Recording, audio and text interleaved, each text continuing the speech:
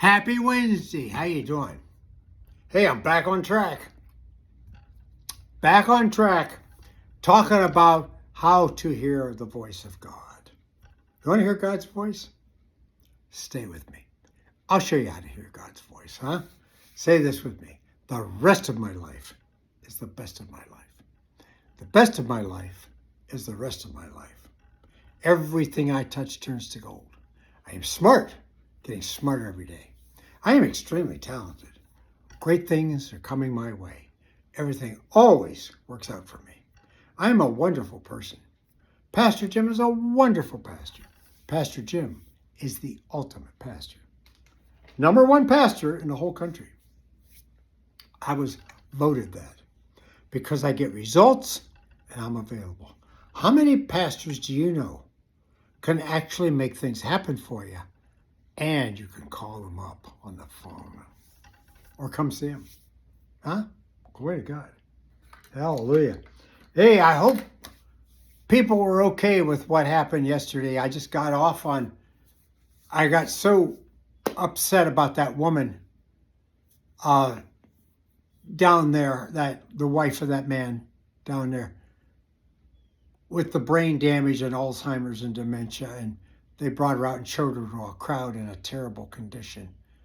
And all these faith powerhouse people around her. And nobody tried to use the name of Jesus to heal her. I would get her healed. I talked about that yesterday. Go back and watch yesterday's video. Share these videos with everybody you know. Huh? There's nobody preaching this stuff, folks. There's nobody. I don't believe there's anybody right now in the country operating on the same level that I am. Especially who's available to you. There might be some people doing some good things, and I know there are, but you can't get a hold of them. They don't take phone calls. They don't have time in their schedule, they say. Huh? You can fill out a form. No, with me, you call me, I answer the phone. Huh? How to hear the voice of God. How God talks to people. We've been talking about this. Make sure you call me today when you do your offerings and donations, because I want to speak God's word for word blessing over you and use the power in the name of Jesus to activate it. Is that okay? Let me just tell you a couple of times, God has spoken to me.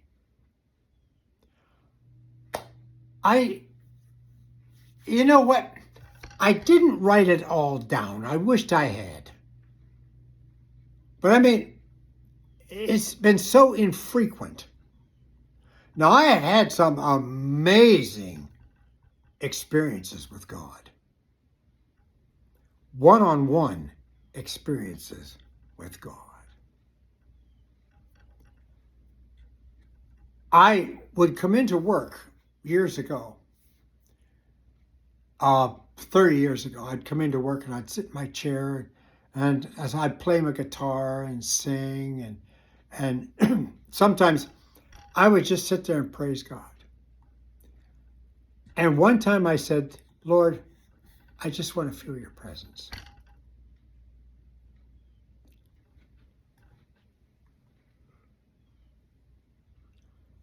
And he hugged me. God hugged me. Actually hugged me. I felt this come around me, sitting there in the chair, and just held me. And it started to tighten up. And I mean, it tightened up around me, and it got so tight. And I said, Lord, that's enough. That's enough. I felt like I was going to be crushed. And it loosened up real slow. And then went away. And I realized God had hugged me.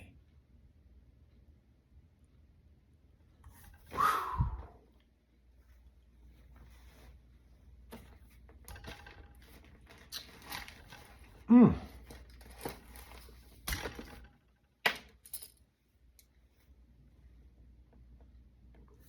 God,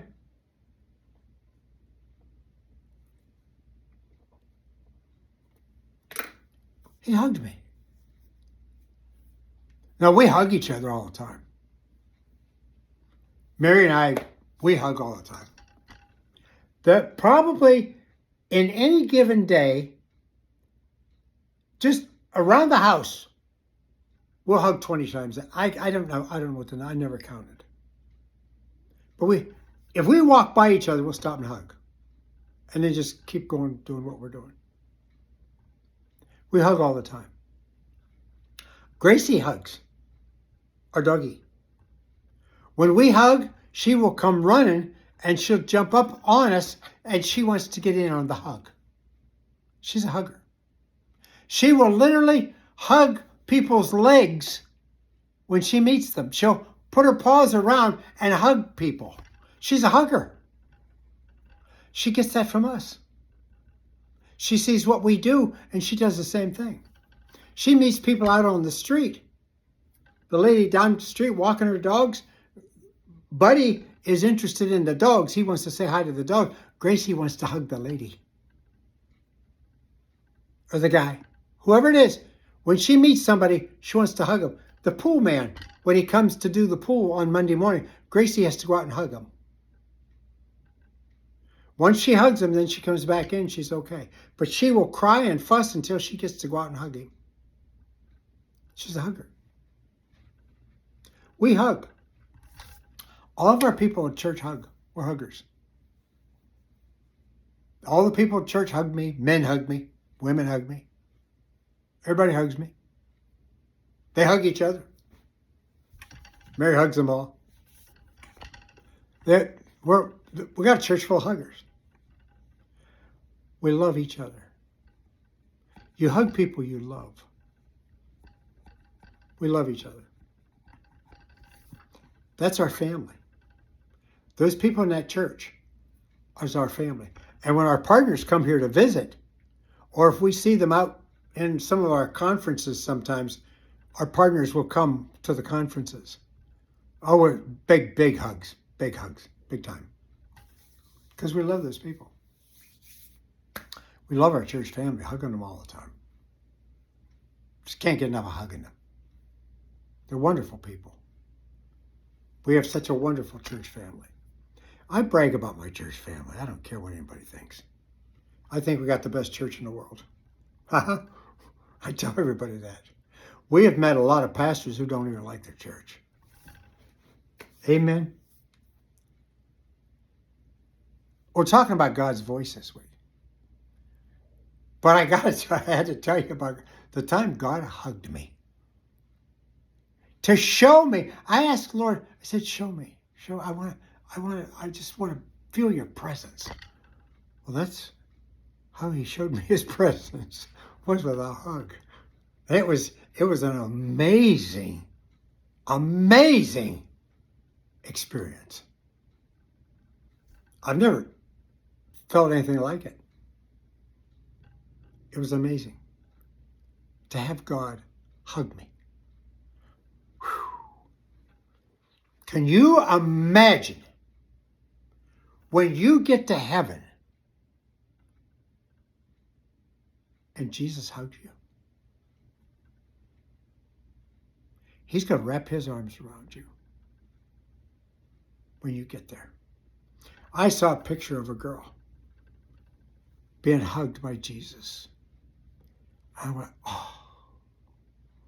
You know how sometimes you just see something on Facebook, or I don't remember if it was Facebook or Twitter or what it was but I saw a picture of a girl arriving in heaven, a woman, and Jesus standing there with his arms around her.